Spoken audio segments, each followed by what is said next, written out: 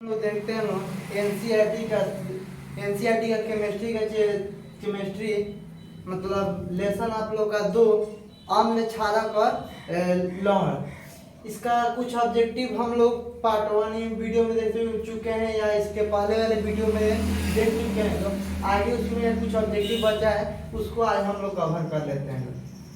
आइए यहाँ पर देखिए क्वेश्चन पहला पूछ रहा है कि प्रबल अम्ल और प्रबल क्षारक के लवण का पीएच मान होता है। प्रबल अम्ल और प्रबल क्षारक के लवण का पीएच मान होता है। तो हम लोग जानते हैं कि प्रबल अम्ल और प्रबल क्षारक के लवण का पीएच मान होता है 7, यानी कि उदासीन होता है।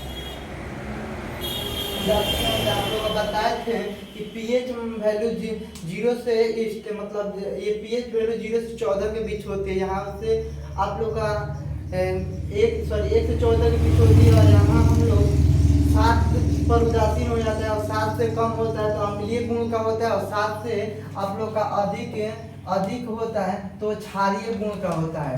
ठीक है, तो आप लोग का प्रबल और प्रबल क्षारक के लवण का पीएच मान होता है 7, यानी कि वो उदासीन होता है। यहाँ पर ध्यान दीजिएगा प्रबल अम्ल अम्ल और दुर्बल क्षारक के लवण का पीएच मान होता है तो इसका मान होता है 7 से कम होता है। 7 से कम यानी कि ये अम्लीय होता है, ये अम्लीय होता है। अगर अम्ल प्रबल होगा और क्षारक दुर्बल होगा और उससे जो लवण तैयार होगा उसका पीएच मान कितना होगा 7 से कम होगा, यानी कि उस लवण का गुण अम्लीय गुण होगा। आगे करें नेक्स्ट कि प्रबल क्षारक और दुर्बल अम्ल के लवण का पीएच मान होता है। तो ये इसका जस्ट उल्टा है कि यहाँ पर क्या कर दिया, क्षारक को प्रबल कर दिया है और अम्ल का क्या किया है, दुर्बल कर दिया है। तो अम्ल के लवण का पीएच मान होता है 7 से अधिक होता है, 7 से अधिक होता है। 7 से अधिक होता है यानी कि इसका गुण होता है क्षारीय, इसका गुण क्षारीय होता है। करें साधारण नमक का सूत्र होता है, तो हम लोग जानते हैं कि साधारण नमक का सूत्र NaCl होता है, सोडियम क्लोराइड होता है NaCl। यही साधारण नमक जब साधारण नमक तैयार होता है इसमें प्रबल अम्ल होता है और प्रबल क्षारक होता है, जिसके कारण इस लवण का निर्माण होता है। और इसका अगर पीएच वैल्यू पूछे तो पीएच मान 7 होता है, यानी कि उदासीन होता है। ना ही आप लोग का अम्ल की तरह या खट्टा इसका स्वाद होगा और ना ही क्षारक की तरह इसका स्वाद कड़वा होता है। तो ना ही ये खट्टा होता है ना ही आप लोग का कड़वा होता है। तो NaCl हम लोग का इसका पीएच वैल्यू 7 हो जाता है। अगर पूछे तो कोई पीएच वैल्यू का 7 उदासीन होता है। विरंजक के चूर्ण का सूत्र होता है, तो विरंजक चूर्ण का सूत्र आप लोग का होता है Cl2। तो ये विरंजक चूर्ण का सूत्र होता है। विरंजक चूर्ण का इसका पूछता भी सूत्र पूछता है और इसका उपयोग पूछता है। तो इसका उपयोग भी आप लोग याद करेंगे। इसको सब्जेक्टिव हम लोग इसका उपयोग भी देखेंगे। देखिएगा लोग इसका निर्माण किस प्रकार होता है, यानी कि विरंजक चूर्ण का निर्माण किस प्रकार होता है। आप लोग बुझा हुआ चूना का सूत्र हम लोग जानते हैं लोग कि CaOH का होल ट्वाइस और आप इसमें जल प्रदान कर ये क्लोरीन से जब रिएक्शन करता है तो आप लोग का बनाता है CaOCl का होल ट्वाइस प्लस H2O। आप लोग का ये देख ले रासायनिक समीकरण संतुलित है। यहाँ पर ऑक्सीजन 2 है, ऑक्सीजन यहाँ पे 1 2 हो जाएगा, हाइड्रोजन 2 हाइड्रोजन 2 हो जाएगा, क्लोरीन 2 है, क्लोरीन 2 हो गया 2 होगा। तो रासायनिक समीकरण को संतुलित आप लोग को रहना बहुत आवश्यक है किसी भी पदार्थ के निर्माण के लिए। देखिए बेकिंग सोडा या खाने वाले सोडा, बेकिंग सोडा या खाने वाला सोडा का रासायनिक सूत्र होता है। तो बेकिंग सोडा या खाने वाला सोडा का रासायनिक सूत्र हम लोग का होता है सोडियम NaHCO3 सोडियम हाइड्रोकार्बोनेट होता है इसका सूत्र।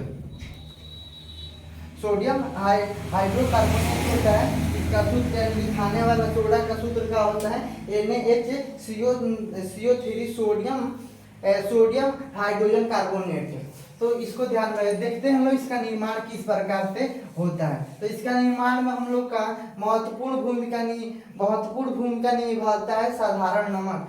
देखिए अगर आप पहले तो इसको देख रहे थे बेकिंग सोडा या रासायनिक सूत्र, इसका स्वाद थोड़ा मतलब क्षारीय होता है, एकदम कम, ज्यादा नहीं, कम क्षारीय होता है। आप लोग देखते हैं ना कि इसका भी आप लोग का पूछता है कि खाने वाले सोडा का दैनिक जीवन में उपयोग बताए। तो आप लोग खाने वाला सोडा का उपयोग देखिए भोजन को खासता है, यानी कि भोजन को जब भी आप लोग का पकवान बनता है तो उसमें इसको प्रयोग किया जाता है। इसके कारण क्या होता है वो मुलायम होता है। ठीक है, पावरोटी की बड़ी बड़ी फैक्ट्रियाँ में इसका मतलब उपयोग धड़ल्ले से किया जा रहा है। ठीक, अगर कोई भोज्य पदार्थ गल नहीं रहा है उसको गलाने के लिए आप लोग का बेकिंग सोडा का उपयोग किया जाता है, यानी खाने वाले सोडा का उपयोग किया जाता है। तो इसमें आप लोग का नमक होता है NaCl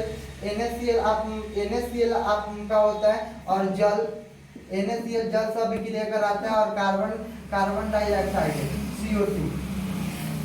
तो और आप लोग का अमोनिया NH3 ये जब अभिक्रिया करता है तो आप लोग का बनाता है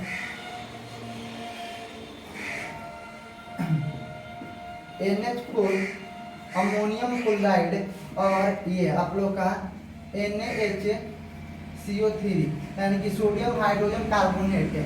सोडियम हाइड्रोजन कार्बोनेट ये अमोनियम क्लोराइड का सूत्र होता है, और ये आप लोग का सोडियम हाइड्रोजन कार्बोनेट का सूत्र होता है।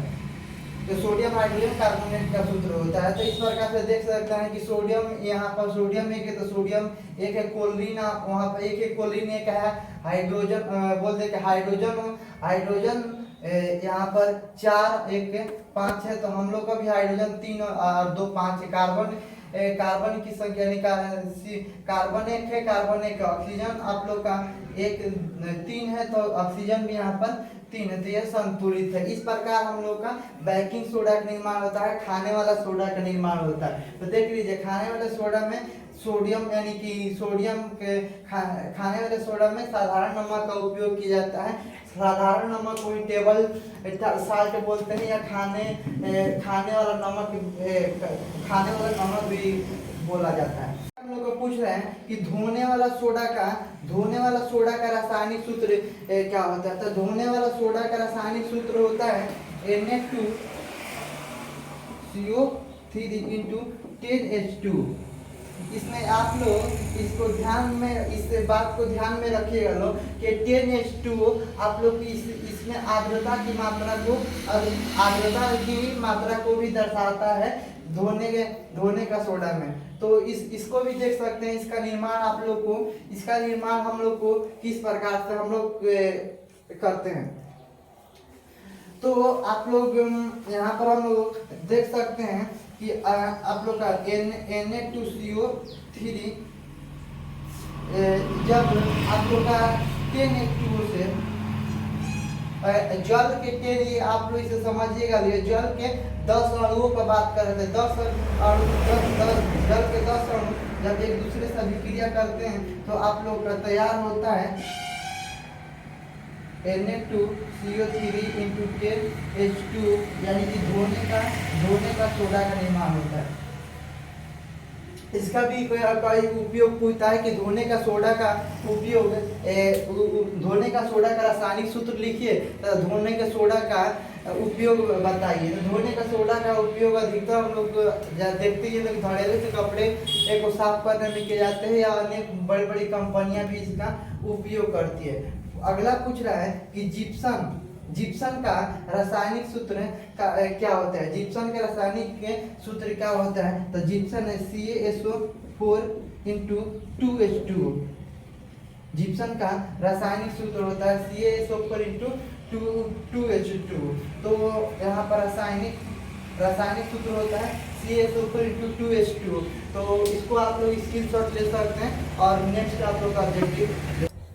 आइए हम आगे आगे देखते हैं लोग। पूछ रहे हैं प्लास्टर ऑफ पेरिस का सूत्र क्या। प्लास्टर ऑफ पेरिस का सूत्र होता है, प्लास्टर ऑफ पेरिस का सूत्र होता है, तो प्लास्टर ऑफ पेरिस का सूत्र होता है कैल्शियम सल्फेट हेमीहाइड्रेट, यानी कि कैल्शियम सल्फेट यानी कि CaSO4 कैल्शियम सल्फेट हेमी यानी कि half H2 CaSO4 into half H2, ये आप लोग का प्लास्टर ऑफ पेरिस का सूत्र होता है।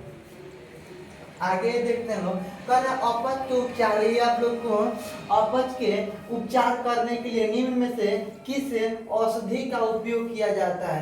तो आप लोग का एंटीबायोटिक भी नहीं होगा, एनाल्जेसिक ना पीड़ाहारी के रूप में इसका उपयोग होता है, ये भी नहीं होगा, एंटासेप्टिक भी नहीं होगा, ठीक है। आप लोग का इसमें से एंटासिड होगा, एंटासिड यानी कि आप लोग का पेट में जब अम्ल बन जाता है, जब बोलते हैं लोग आज के ना गैस की बीमारी हो जाता है, तो गैस की बीमारी होता है तो गैस करने के टैबलेट आती है, तो उस गैस की टैबलेट गैस की दवाइयों को हम लोग बोलते हैं लोग एंटासिड, क्या बोलते हैं लोग एंटासिड।